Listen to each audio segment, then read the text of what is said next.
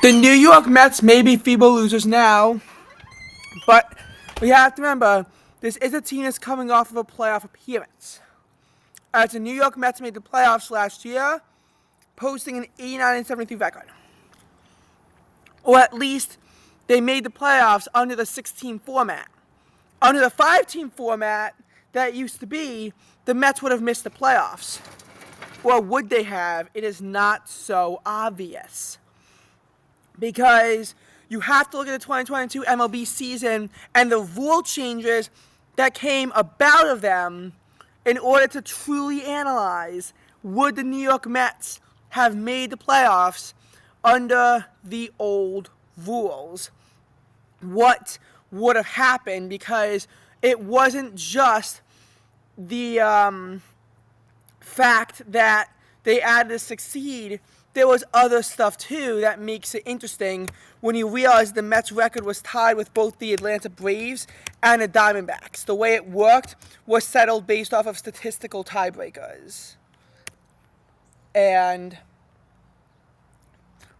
in 2022, as a matter of fact, we saw several new rule changes.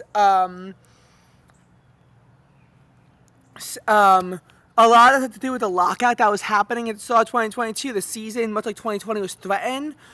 Manfred was looking very unpopular, as he already was, but fortunately for his legacy, people won't really remember the lockout since every single game wound up being played.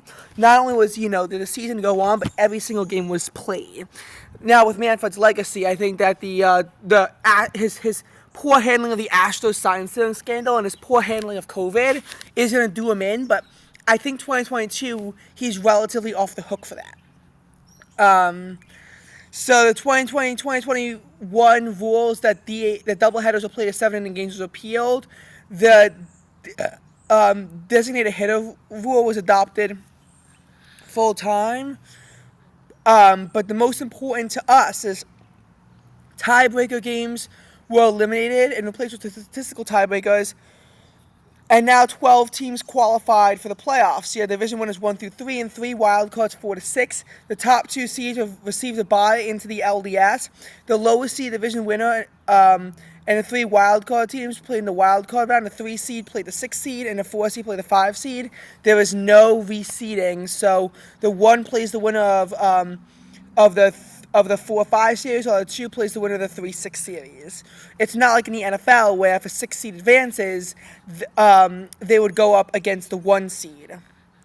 That's not how it works in the MLB.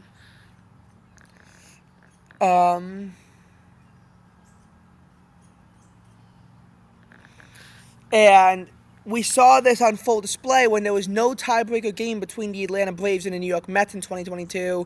Both had 101 wins and 61 losses. The Mets wound up being the wild card while the Braves wound up being division winners. In 2023, this happened again. Because in 2023, we saw a tie in the AL West between the Astros and the Texas Rangers. The Astros had a tiebreaker at 90-72, while the Rangers did not. So the Astros won the division and the Rangers won the wild card. So we had all that going, with the statistical tiebreakers. So what would have happened gets dicey. And the entire scope of it would have changed. Because for the purpose of this video, we're not just assuming that it's 5 teams making it, but we get rid of the tiebreaker. No, we're assuming that the tiebreaker rule is still in force for this. And what would have happened gets fuzzy. What happens gets fuzzy when you look at it that way. Because as it is, the Braves got the 5 seed over the Mets because they had a 7-6 head-to-head record against the Mets, while the Mets were, 6-7 head-to-head against the Braves. The Braves and the Mets both had the head-to-head advantage over the Diamondbacks. The Braves went 5-2 against the Diamondbacks, while the Mets went 4-3, which negated the need for a 3-way tie-breaking scenario. Looking at this article. So in this article, they're talking about the Diamondbacks and how they and how they collapsed. Um,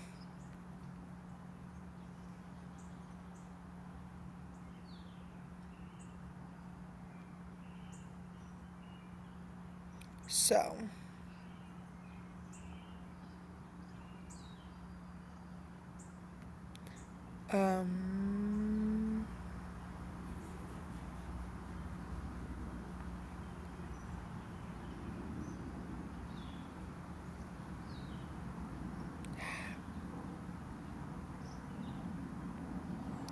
Um, it doesn't really mention it, but how it would have worked is still like incredibly dicey because the entire scope of the doubleheader between the Mets and the Braves changes, and I don't think you've really seen anything too much like this before. And I actually wonder, with that half game being done, how would it have worked? Since in a tiebreaker game, we've never really seen this before. But heading into the doubleheader, the Mets and Braves both stood at 88 and 72, while the Diamondbacks stood at 89 and 73. Now, as we know, under the current rules, if either team won a game, they would make the playoffs at 89 and 73. The D-backs, the only way they would have made it to the playoffs is if one team swept the other, putting one team at 90 and 72 and the other 88 and 74. So if the Braves swept the Mets, then the Braves are the 5, the D-backs are the 6, and the Mets are out of the playoffs. If the Mets swept the D-backs, then the Mets would be the 5, the D-backs the 6, and the Braves out of the postseason. And if they split, then the Braves would be the 5 seed, the Mets would be the 6 seed, and the Diamondbacks would be out of the playoffs.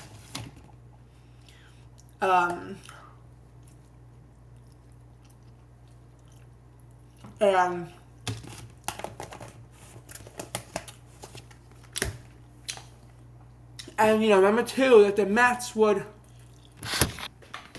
be more than content playing as a 6 seed with how hot the Padres are, even though they've personally struggled against the Brewers in 2024. But I digress. Under the old rules, now it's more so in favor of 14-163. Instead of 2 teams making it in the playoffs, it's only 1. Only 1 of them. So, if one team swept the doubleheader at 90 and 72, they would make it, and the other 2 teams are out entirely. If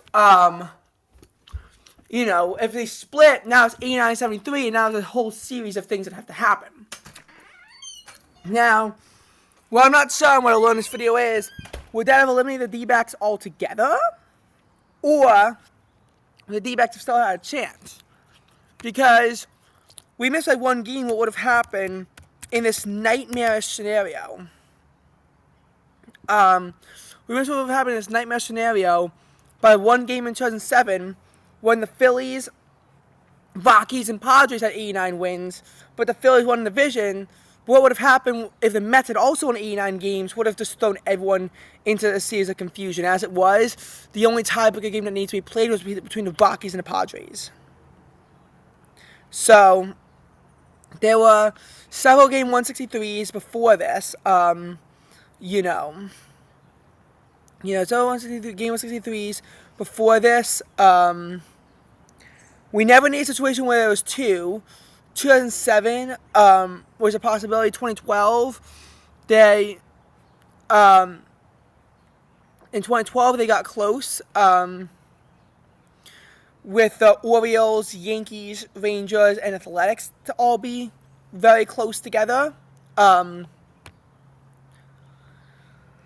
99 was also closer than you'd like, but we've seen several of these games before. Several.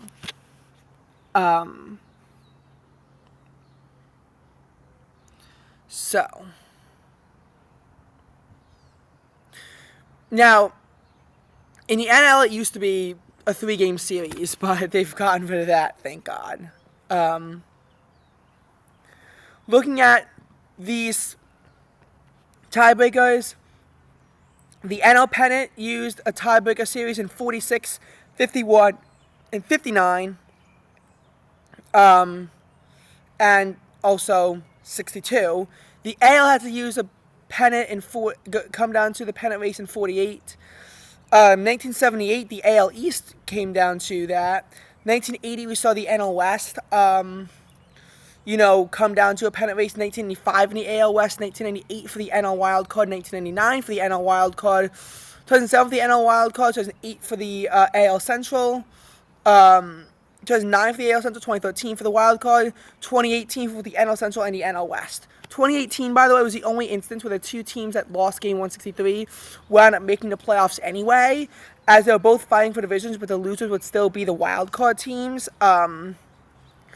Now, in this scenario, there would be no happy ending, but I still wonder what it would have looked like. 1999, I think, could have been an interesting scenario, and I want to see what the Wikipedia article says here. As we know, in this game, the Mets won 5-0 to secure their postseason berth as a wild card in 1999, and it was a complete game shutout. Both the Mets and the Reds had identical win-loss records of 96 and 66, and the possibility between the Reds and the Astros close enough to create the possibility of a three-way tie. So that was that.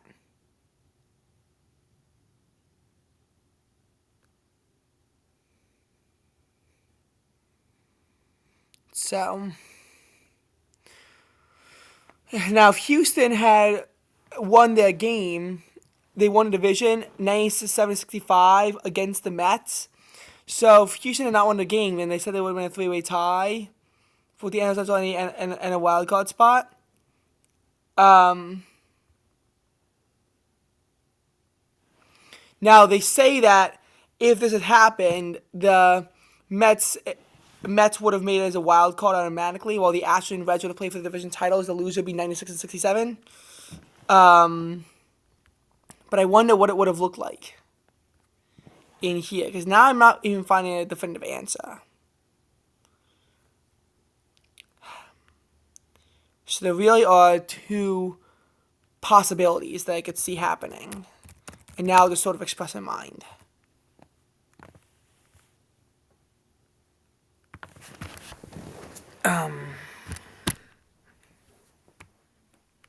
So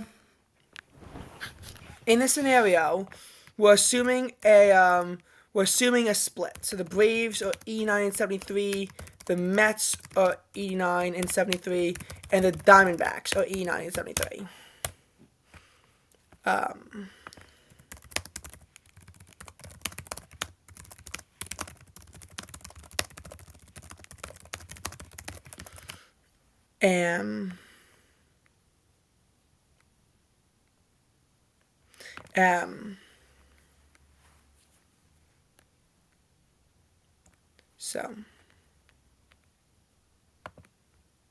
So if there's a three-way tie for one wild card spot, which is a scenario, there was 4 for 2 and 3 for 2. We're looking at 3 for 1. 2021, they had a scenario. Basically, the Red Sox, Mariners, and Blue Jays, and then the Blue Jays, Yankees, Mariners, if it ever came down to it. You had teams were requested to choose between A, B, and C. A hosted B. The winner would then host C, with the winner of that game getting a wild card spot.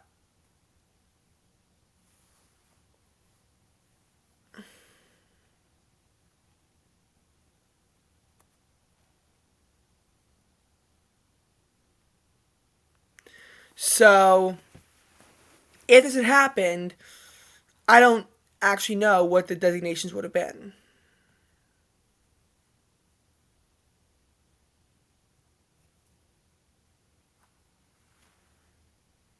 Now, obviously, the first team's choice would choose C, and then the others would choose either A or B. And you'd want C in this scenario. Now, I don't know how to determine who would get it first. But given that Braves are the head-to-head tiebreaker against both of them, I'm going to give them C for these purposes. And the Mets will be A, and the D-backs will be B. So, with the way that it works, it's now interesting here. Because on the one hand, the Mets and the D-backs played against each other. The winner would be 90 and 73. So the winner is 90 and 73, seemingly automatically qualifying. The loser, 89 and 74, is out. But it's not that straightforward because then you have the Braves. They never even had their shot, and they chose C for that reason. So you have 89 and 73 versus 90 and 73. So now if the Braves won, then they are 90 and 73 versus the loser who's now at 90 and 74. So then they would be out. That's probably how it would have to work. But how they choose the designations? I'm assuming it's the Braves.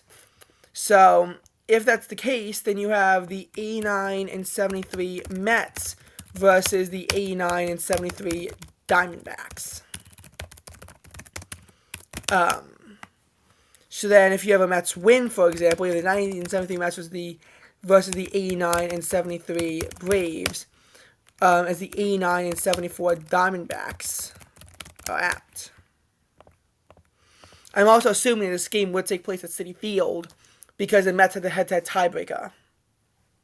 But then they have to travel back down to Atlanta to play against the Braves, who would be rested as well.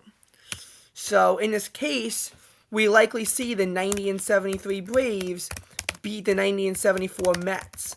But you could also have a scenario where the 91 and 73 Mets beat now the 89 and 74 Braves. But you can see how the scenario is tougher for the Mets. But the other thing I'm thinking of is what do they do with interdivision first? So then you have the 89 and 73 Braves versus the 89 and 73 Mets. And probably taking place in Atlanta. Then you have the, then you could either have one team as 90 and 73 versus the 89 and 73 D-backs. But what I'm not sure here is, would this eliminate the D-backs automatically? Would it?